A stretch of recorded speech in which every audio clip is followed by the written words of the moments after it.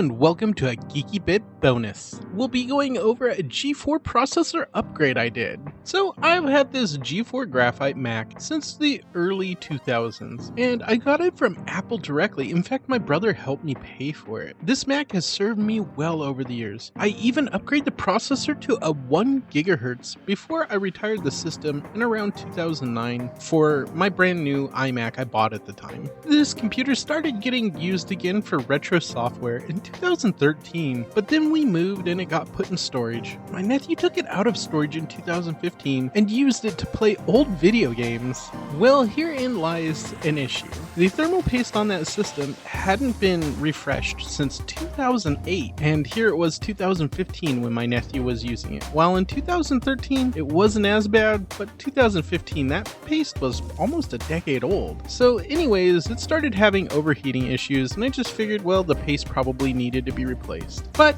in the meantime, I got for about $25 or so a Mirador G4 and started using it. Well, fast forward to 2021, and I decided I'd figure out what the issue was exactly. It turns out, indeed, it was the CPU. In fact, the CPU had overheated so much from the habitual use from my nephew using it without the replaced thermal paste that the corner of the CPU had actually fractured, and that's what was causing the CPU to have issues. Replacement aftermarket 1 GHz or more CPUs are very expensive, so I wasn't able to replace it with that. However, I noticed that 733 MHz QuickSilver CPUs were insanely cheap, just a few bucks, sometimes up to like 15. So I was like, I wonder if I could use that with a few modifications. So that's what I sought out to do. After doing lots of research online, I found that I certainly could add this to my computer. However, I would need to make some major changes. The first step was to remove the IDE connector and resolder on a cable that could go on the underside of the motherboard so that it could be moved out and away from the board and the CPU could be fitted on. As you can see, here's the cable. Now this cable is mounted very securely with solder, but it is also held on and prevented from shorts with Kapton tape.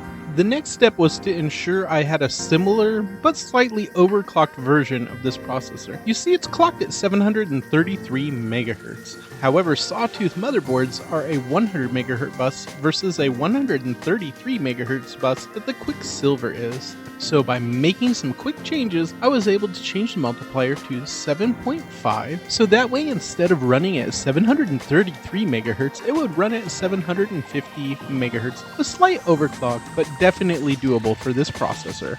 The last thing we need to do is add an additional 12-volt power rail to this processor directly, and of course that connects to the 4th screw hole on this processor, which is right about here. This is not a tutorial, and doing this wrong could definitely damage your system, so I recommend looking at the guides I followed down in the video description. And I'm not responsible if you damage your system, just remember that. There are a few other things we need to do, but the processor should be working with the things we've done already. So next, we need to modify the heatsink and mount a fan on it. As you can see, here's what I did to make it work and how I modified it, and it definitely keeps it cool. So with all of that out of the way, let's see the system boot. And as we can see, it is booting, but it does have a complaint about the cache. And as you can see here, it doesn't have an external L3 cache, and that's why it's complaining. So the total project cost was about $56.92. So here are my thoughts. While it wasn't too hard for me to remove the IDE connector and replace it, as somebody who is experienced with soldering, someone who is not might have some issues with that. The CPU overclocking process was also fairly simple,